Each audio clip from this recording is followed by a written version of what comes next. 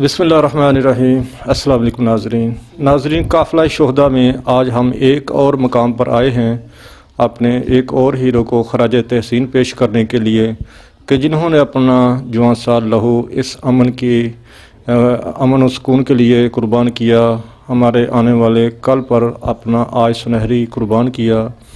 ناظرین، یہ وطن کے شرجیلے جوان اپنی بے داغ جوانیاں وطن پر کیوں قربان کر دیتے ہیں اور اس طرح کے والدین کو غمگین کر جاتے ہیں؟ ناظرین، اس طرح کے والدین پھر اس طرح کے اپنے جگر گوشوں کو کس طرح قربان کر کے تو صبر اور شکر کا دامن تھامے رکھتے ہیں اور اللہ کی رضا پر راضی رہتے ہیں، اور ہمارے ان ہیرو کی جو زندگی ہے وہ کس طرح کی ہوتی ہے جن کو اللہ اتنے بڑے مقام کے لیے چنتا ہے۔ تو آج جس ہیرو کے گھر پہ ہم آئے ہیں یہ سپاہی محمد عثمان شہید ہیں۔ ناظرین، بہت خوبصورت نوجوان تھے، کم عمری میں فوج کو جوائن کیا، جذبہ شہادت سے سرشار تھے، تو اللہ نے بڑے مختصر عرصے میں ان کو یہ شہادت جیسا رتبہ عطا کیا۔ تو آج میرے ساتھ ان کے والدین موجود ہیں، تو جانتے ہیں اپنے ہیرو محمد عثمان شہید کے حالات زندگی کے بارے میں کہ ان کا کس طرح کا کردار تھا، کس طرح انہوں نے اپنی زندگی گزاری۔ تو ان کے والد سے گفتگو کا آغاز کرتے ہیں، اندر پوچھتے ہیں کہ ہمارے ہیرو محمد عثمان شہید کے بارے میں بتائیے کہ جب بچے تھے، پہلے تو یہ بتائیے کہ آپ کے ماشاءاللہ اللہ نے کتنی آپ کو اولاد سے نوازا، کتنے بچے بیٹیاں ہیں، اور عثمان کا کون سا نمبر تھا، اور اس کے بچپن سے حوالے سے کچھ بتائیے۔ السلام علیکم ورحمۃ اللہ وبرکاتہ۔ میرا بچہ محمد عثمان، اس کو ملا کر 4 بھائی تھے اور 3 بیٹیاں تھیں، تو میری 3 بیٹیاں تھیں، یہ 7 بہن بھائی تھے۔ محمد عثمان جو ہے یہ سب سے چھوٹا بیٹا تھا میرا، اور بہت ہی ذہین، لائق اور ہر قسم کا اس کے اندر جذبہ جو قابل دید تھا۔ اس نے 18 سال تک کبھی اپنے زبان سے غلط الفاظ نہیں کہا تھا، اور جس جگہ پہ اس کو رکھا بہترین اس نے اپنا وقت گزارا۔ سب سے پہلے ہم اس کا جو سکول کے زمانے کے APS لاہور کینٹ میں اس نے جو ہے نا داخلہ لیا اس کا، تو یہاں سے فارغ ہو کر یہ منگلا APS کینٹ میں چلا گیا، ادھر جا کر اس نے تعلیم حاصل کی۔ اس کے بعد جب میں بذات خود ایک صوبدار حاضر سروس صوبدار تھا، میرے ساتھ تھا، پھر آ کر جب ریٹائرمنٹ میری سن 2006 میں ہوگی تو پھر میرے ساتھ وہ آ گیا، منگلا سے ہو کر ادھر لاہور میں آ کر اس نے تعلیم حاصل کی۔ پہلے ادھر پرائیویٹ سکول میں تھا، پھر MAO کالج میں جا کر اس نے داخلہ لیا، ادھر جا کر اس نے اچھی تعلیم حاصل کی اور بہترین نمبر حاصل کیے، اور اس کی فزیکل فٹنس اتنی زبردست تھی کیونکہ میرے ساتھ میں بذات خود ایک جونیئر کمیشن افسر تھا، تو اس کو میں نے اس کی بیسک ہی جو ہے نا وہ بہت زبردست، اور اس کو اتنا شوق تھا آرمی میں جانے کا جتنا میں بیان نہیں کر سکتا۔ وہ میرے بغیر بتائے بھرتی دفتر چلا گیا، ادھر سے جا کے بھرتی ہو گیا، مجھے پتہ لگا، اس نے کہا جی میں نے جانا ہی جانا ہے فوج میں۔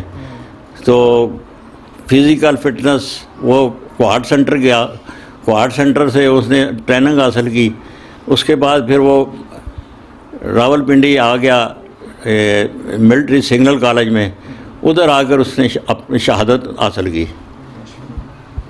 تو ان کا مزاج کس طرح کا تھا، کس طرح کا ان کو آپ نے دیکھا؟ کچھ ہوتے ہیں تیز مزاج، کچھ ہوتے ہیں دھیمے والے، کچھ ہوتے ہیں صبر شکر کرتے ہیں، بڑا ہنسمکھ ہوتے ہیں، اعلیٰ اخلاق ہوتے ہیں، ان کا مزاج کس طرح کا تھا؟ اس کا جو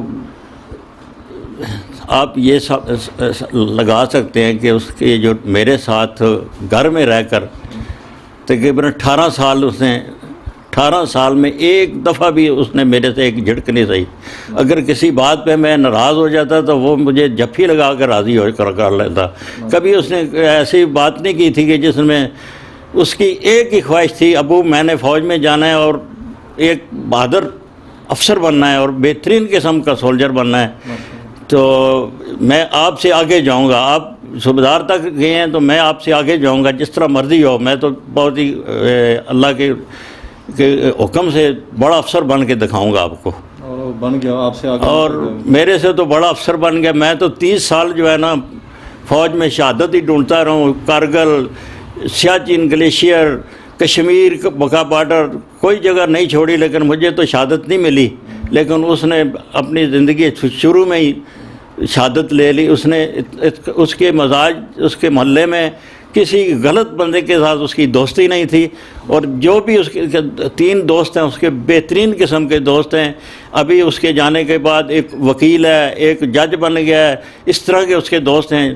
اور اس کے مزاج گھر والوں کے ساتھ، اپنے بہن بھائیوں کے ساتھ، اپنی ماں کے ساتھ، کبھی اس نے اپنی ماں کی زندگی میں نے کبھی نہیں دیکھا کہ اس نے اپنی ماں کے سامنے اونچی آواز سے بات کی. اور ماں کے بغیر کسی ہر گھر سے نکلنا، ماں کے قدموں کو ہاتھ لگا کے اس نے نکلنا، واپس آنا ماں کے قدموں کے ہاتھ لگانا. اللہ تعالیٰ نے اس کو اپنے پیدا ہونے سے بھی اس کے پوری خاندان، پورا جس وقت وہ CMH راولپنڈی میں پیدا ہوا تو میرے خاندان کے لوگ تھوڑے ناراض تھے. جس دن وہ پیدا ہوا تو میرے سارے بزرگ، میرے دادی، دادا، نانی، نانا، سارے جو بزرگ تھے سارے اس کو لینے کے لیے CMH راولپنڈی میں آئے. اور بہت ہی انہوں نے خوشی کی. اللہ تعالیٰ نے اس کو پیدا ہونے میں بھی خوشی دی. جب وہ دنیا سے گیا وہ اسی CMH میں اس نے آ کر اپنی جان دی اسپتال میں.